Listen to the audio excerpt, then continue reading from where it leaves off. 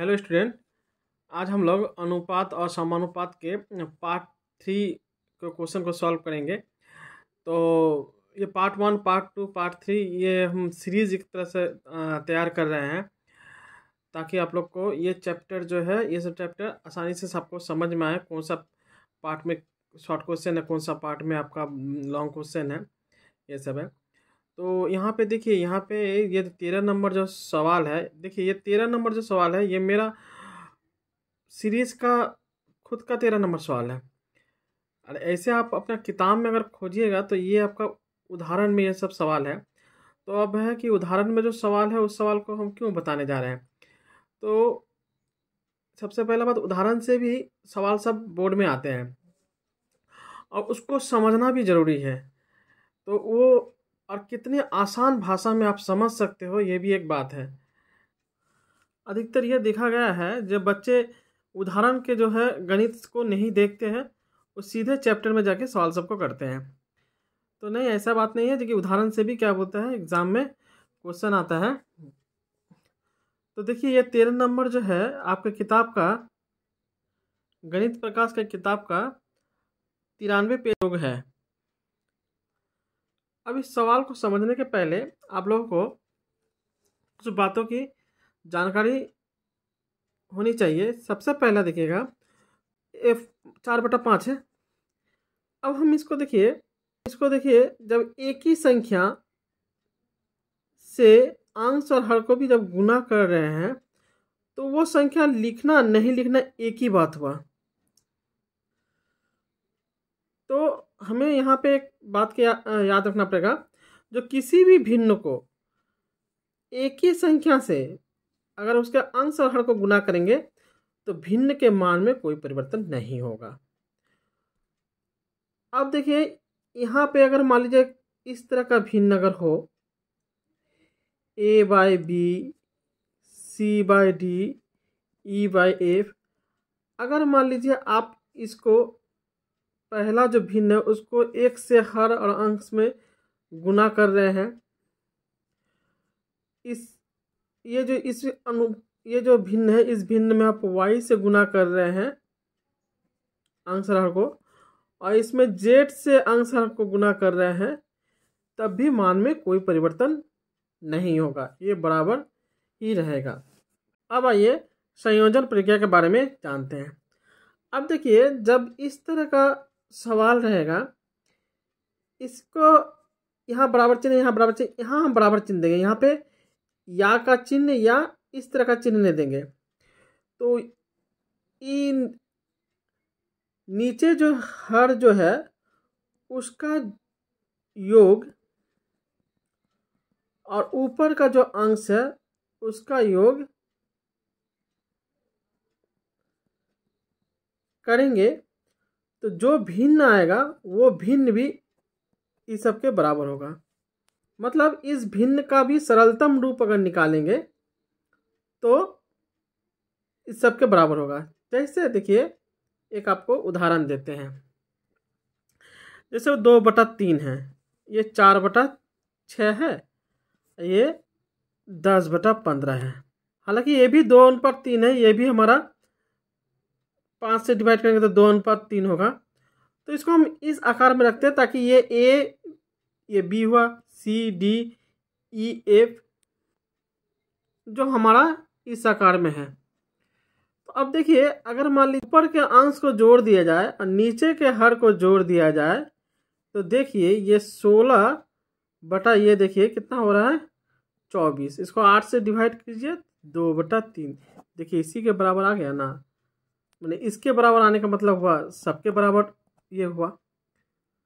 तो वही हम कहना चाह रहे हैं, जो कोई अनुपात इस तरह से दिया रहेगा तो उसको अगर किसी भी संख्या से उसके भिन्न को अंश और हर को गुना करेंगे तो मान में कोई परिवर्तन नहीं आएगा, और अगर उसके अंश का योगफल और हर का योगफल करेंगे तो जो एक भिन्न होगा वो ये सबके बराबर होगा। और इस तरह के इसके जोड़ और हर के जोड़ को हम संयोजन प्रक्रिया कहते हैं। अब देखिए ये जो सवाल को पहले उतारते हैं।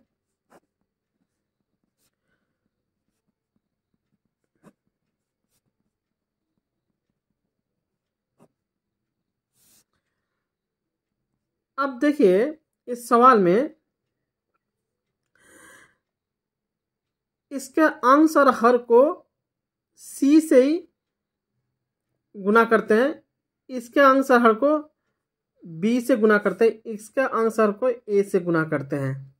और ये चिन्ह बराबर है, जब यहाँ पे हम बराबर नहीं लिखेंगे, जब तक संयोजन प्रक्रिया नहीं कर रहे हैं तब तक यहाँ बराबर नहीं लिखेंगे। इसको या इस तरह का चिन्ह दीजिएगा। अब हम आपको डिटेल्स में थोड़ा समझा देते हैं। इसके ये जो लाइन जो हम सेकंड लाइन करा रहे हैं, ये लाइन आप नहीं करके डायरेक्ट तीसरा लाइन में आप जा सकते हैं। तभी हम आपको बता दे रहे हैं, ये सी से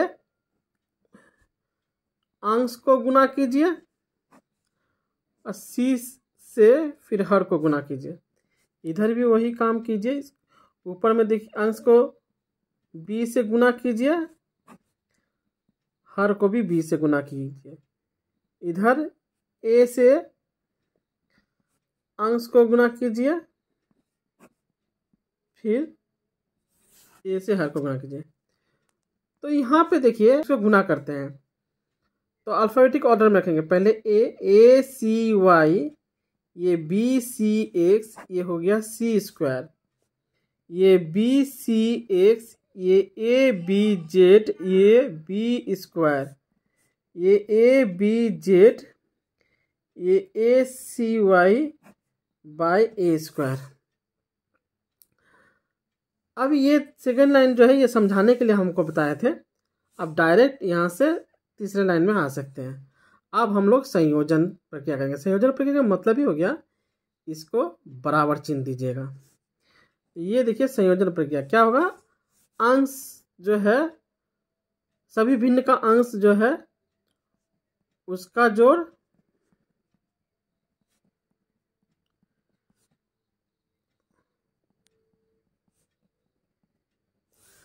और सभी हर का जोड़, ये बराबर चिन्ह दीजिएगा। देखिए सब कट जा रहा है, ये 0 सी स्क्वायर बी स्क्वायर ए स्क्वायर, मतलब इसका मान हमारा कितना हो गया, 0 हो गया। अब ये जो 0 हुआ इसका मान, तो इसका मान भी आपका 0 होगा, इसका मान भी 0 होगा, इसका मान भी 0 होगा। संयोजन प्रक्रिया करके जो मान आता है ये सभी का मान वही है जो आपको बताए थे। अब देखिए अब ये बराबर 0 लिखते हैं। A y minus b x by c equal 0, और इधर इसका मान 0 लिखते हैं। C x minus a z by b equal 0। अब देखिए इसको सॉल्व करते हैं तो a y minus b x 0 into c, तो a y minus b x equal 0। अब ए वाई बराबर बी एक्स, जब इस तरह का आ जाएगा ना तो सीधे एक काम कीजिएगा, यहाँ है क्या, एक्स और वाई है, सीधे ये वाला लाइन लिख दीजिएगा, सीधे उसको लिख दीजिए आप और इसको 1 नंबर दे दीजिए। ऐसे भी देखिए ये एक्स यहाँ है, ये ए इधर आएगा तो क्या एक्स बाई ए होगा, और ये बी जो है वाई के इधर आ जाएगा तो क्या वाई बाई बी होगा। अगर आपको ज़्यादा समझ में नहीं आएगा तो आप उस तरह से कर दीजिएगा। अब आप इसमें आइए, अब देखिए इसको भी उसी तरह से करते हैं। C x minus a Z B into 0, C x minus a Z equal 0, तो सी एक्स इक्वल ए जेड हो जाएगा, ये उधर जाएगा। तो अब देखिए अब एक काम कीजिए, इसको ये आसान है, यहाँ से भी देख सकते हैं। यहाँ पे देखिए एक्स और जेड है ना, यहाँ पे देखिए एक्स और जेड में क्या संबंध है, तो मैंने x by a equal z by c लिख देंगे। तो यहाँ हम लोग x by a z by c लिख देंगे। ऐसे भी आप देखिए, ये ए को इसके नीचे ला देंगे तो एक्स बाई ए, और सी को जेड के नीचे लेके चल जाएंगे तो जेड बाई सी हो जाएगा। इसको 2 नंबर दे दीजिए। अब देखिए एक्स बाई ए का मान वाई बाई बी है, फिर एक्स बाई ए का मान जेड बाई सी है, तो इसका मतलब क्या होगा, ये और ये तीनों बराबर है। तो लिखेंगे 1 नंबर और 2 नंबर समीकरण से पाते हैं, क्या पाते हैं हम, x by a y by b z by c. यह हमारा क्या हो गया, प्रूव हो गया। यही हमारा प्रमाणित करना था, प्रमाणित।